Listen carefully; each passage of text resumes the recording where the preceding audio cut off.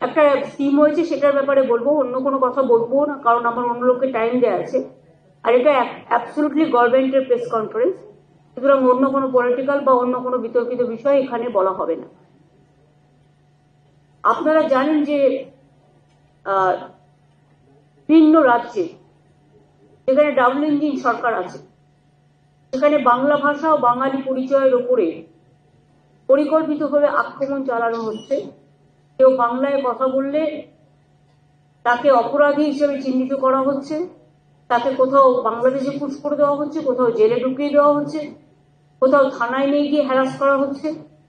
এবং বাংলা ভাষার কথা বলার জন্য এখনো পর্যন্ত হেনস্থার শিকার হয়েছে প্রায় 22 লক্ষ পরিযায়ী শ্রমিক ও তাদের পরিবার, এদের মধ্যে ম্যাক্সিমাম।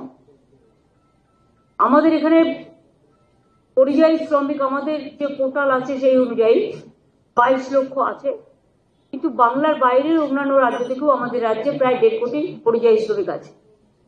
কিন্তু আমি এটা বলবো, শুধুমাত্র যারা ফিরে আসছেন এবং বাংলার পরিযায়ী শ্রমিক যারা বিভিন্ন রাজ্যে কাজ করেন, তারা যারা ফিরে আসছেন অসহায় অবস্থা, অত্যাচারিত হয়ে, ভাষা সন্ত্রাসকে কেন্দ্র করে তাদের অপরাধী তকমা দেওয়া হচ্ছে, বাংলা ভাষায় কথা বলে যেন অপরাধ।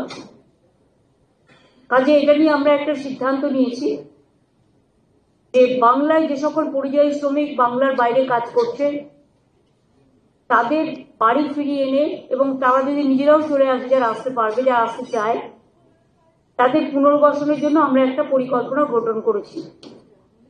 এই পরিকল্পনাটার আমরা নাম দিয়েছি শ্রমশ্রী, নতুন পরিকল্পনা।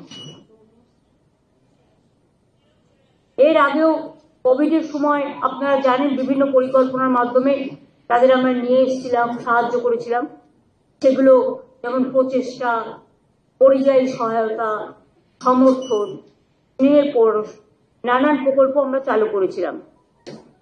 সারা দেশের অন্যান্য প্রদেশের লক্ষ লক্ষ মানুষকে আমরা বাংলায় সম্মানের সাথে রাখি, কিন্তু বাংলার মানুষ, এমনকি অন্ধ্রপ্রদেশে আমি শুনলাম কালকে একজনকে খুন করে তার ডেড বডিটা পর্যন্ত দেওয়া হয়নি।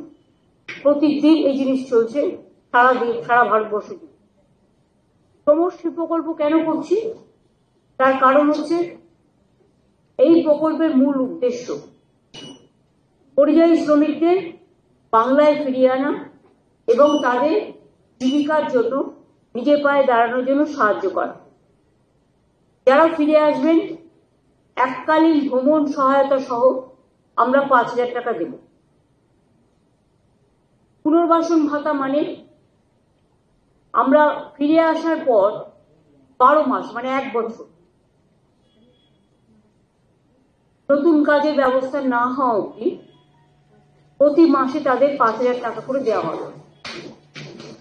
লেবার ডিপার্টমেন্ট হচ্ছে এটার ব্যাপারে নোডাল ডিপার্টমেন্ট। আমাদের উৎকর্ষ বাংলা আছে, যেখানে স্কিল ট্রেনিং দেওয়া হয়। ফিরে আসা শ্রমিকদের মধ্যে আমরা দেখব দক্ষতা কার কিভাবে আছে, এবং যদি দক্ষতা থাকে দরকার হলে আমরা তাদের আবার প্রশিক্ষণ দেবো, এই বিভিন্ন কাজে ইনভলভ করব। এছাড়াও কর্মশ্রী প্রকল্প আমাদের আছে, এই শ্রমিকদেরও জব কার্ড দেওয়া হবে। কর্মশ্রী প্রকল্প যেটা 100 দিনের কাজ বন্ধ হওয়ার পরে আমরা চালু করেছি, মনে রাখবেন এর মধ্যেই আমরা 78 লক্ষ জব কার্ড হোল্ডারকে কাজ দিয়েছি এবং 91 কোটির বেশি ম্যান্ডেট তৈরি হয়েছে। রাজ্য সরকারের নিজের খরচায় 19,000 কোটি টাকা খরচ হয়েছে। এছাড়াও আমাদের এখানে সেলফ এমপ্লয়মেন্টে নানা রকম অনেক সহজে লোন দেওয়ার ব্যবস্থা আছে। যেমন মাইনরিটি ডেভেলপমেন্ট কর্পোরেশন সংখ্যালঘু ভাই বোনদের ব্যবসার জন্য লোন দেয়। SC ST OBC development corporation SC ST ওবিসিদের লোন দেয়। উদীয়মান স্বনির্ভর কর্মসংস্থান প্রকল্প লোন পাওয়া যায়। এই সুযোগগুলো তারা নিতে পারে। কেউ পরিযায়ী শ্রমিক আসলে প্রথমে যে কাজটা আমরা করবো, তারাতে 5,000 টাকা দেবো, তাকে খাদ্যসাথী কার্ড বানিয়ে দেবো। এটা ডিএমদের বলা হয়েছে, বিডিওদেরও সমস্ত CS নিজে দায়িত্ব নিয়ে মনিটরিং করবে। এটা হাতে সঙ্গে সঙ্গে খাদ্যসাথী কার্ড, স্বাস্থ্যসাথী তার পরিবারের জন্য কার্ড। তাদের যদি নিজেদের বাড়ি থেকে ঠিক আছে, বাড়ি না থাকলে কমিউনিটি কিচেন সেন্টার, এবং তাদের ছেলে মেয়েরা অর্ধেক পড়াশোনা অবস্থায় বছরে ফিরে আসছে, সুতরাং তাদের স্থানীয় যে সমস্ত স্কুলগুলো আছে গভর্নমেন্টের, সেইসব স্কুলগুলোতে ভর্তির ব্যবস্থা করে দেওয়া, যাতে বাচ্চাদের শিক্ষার কোনো প্রবলেম না হয়, ছেলে মেয়েদের পড়াশোনার সুবিধা এবং শিক্ষার ধারাবাহিকতা বজায় রাখার জন্য। এছাড়াও তারা অন্যান্য সরকারি প্রকল্প যেমন কন্যাশ্রী আছে, শিক্ষাশ্রী আছে, ঐক্যশ্রী আছে, মেধাশ্রীর মতো নানান স্কলারশিপের সুযোগ সুবিধাও পাবে। এই প্রকল্পের সুবিধা কারা পাবেন? বাংলায় যে 22,40,000 পরিযায়ী শ্রমিক ভারতবর্ষের অন্যান্য রাজ্য এবং বিদেশে কাজ করছে, এবং যারা আমাদের পরিযায়ী শ্রমিক সংক্রান্ত যে পোর্টালে নাম নথিভুক্ত করেছেন, তারা এই সমস্ত সুবিধে পাবেন। কিন্তু অনেকে আছে যারা হয়তো নাম নথিভুক্ত করেনি, তারা নথিভুক্ত করতে পারে। এটা অনলি বাংলার পরিযায়ী শ্রমিক যারা বাইরে আছে বা অন্যান্য রাজ্য থেকে কর্মসংস্থান হারিয়ে ফিরে আসে, তাদের জন্য, তাদের নিজে পায়ে দাঁড়ানোর জন্য।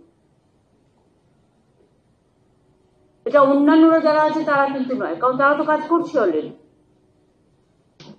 এবং লেবার ডিপার্টমেন্ট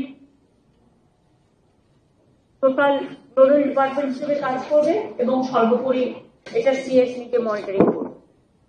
কিছুদিনের মধ্যেই যারা ফিরে এসছে, যাদের আমরা যোগাযোগ করে পরেকে বাংলাদেশে নিয়ে চলে গেছে, সেখান থেকে কোর্টে কেস করে, বা অন্ধ্রপ্রদেশে বা ছত্তিশগড়ে বা হরিয়ানাতে বা দিল্লিতে বা রাজস্থানে বিভিন্ন জায়গায় অত্যাচারিত হয়েছে, তাদের কোর্টে কেস করে অনেকটা আমরা ছাড়িয়ে এনেছি।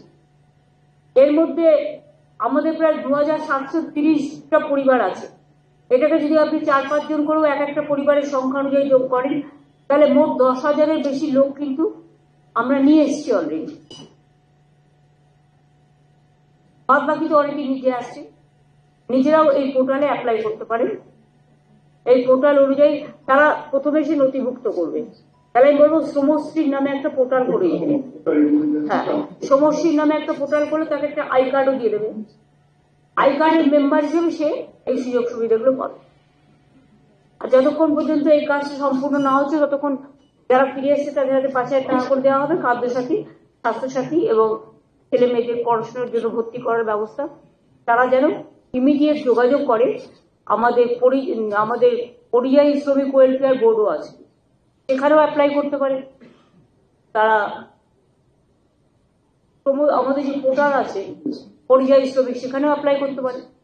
এছাড়াও শ্রমশ্রী আমরা একটা আলাদা পোর্টাল করে দেবো, যাতে তারা শ্রমশ্রীকে এবং আমি ডিএম বিডিওদেরও বলবো, আইসিদেরও, এই ধরনের যারা এসছে তাদের খবর রেখে, খোঁজ খবর নিয়ে, হ্যাঁ, তাদের আইডেন্টিফাই করে, তাদের এখন তো আমাদের পাড়া আমাদের সমাধান হচ্ছে, সুতরাং ওখানেও তারা নাম লেখাতে পারে, সেই নামগুলো সরাসরি আমাদের কাছে চলে আসে। আর যেখানে অলরেডি হয়ে গেছে তারা ভিডিও বা ডিএম কেও দিতে পারে। হ্যাঁ, আমরা নিয়ে নেবো, যেসব জায়গায় হয়ে গেছে সেখান থেকে আমরা পাবলিশ করে নিয়ে নেবো। এইটা বলার জন্য আর কি মেনলি আজকে ক্যাবিনেটে এটা পাস হয়েছে। এই স্কিমটা it's a new scheme, time to time মানুষকে সহযোগিতা করার জন্য, বিশেষ করে অসহায় মানুষ, অবহেলিত মানুষ, অত্যাচারিত মানুষ, যারা দুর্যোগের শিকার হন, দুর্ভোগের শিকার হন, তাদের এই সাহায্যগুলো করা হয়। আজকে এই স্কিমটা নেওয়া হয়েছে। আমি খুশি হব যদি আপনাদের মাধ্যমে এটা যদি সবাইকে একটু জানিয়ে দেন, তাহলে অন্তত তারা মানসিকভাবে একটু শান্তি পাবে এবং তারা একটু আশ্বস্ত হবে যে অন্তত আমরা মানবিকতার খাতিরে এবং তাদের জীবন জীবিকার খাতিরে তাদেরকে নিয়ে চিন্তা ভাবনা করছি এবং আমরা দেখব।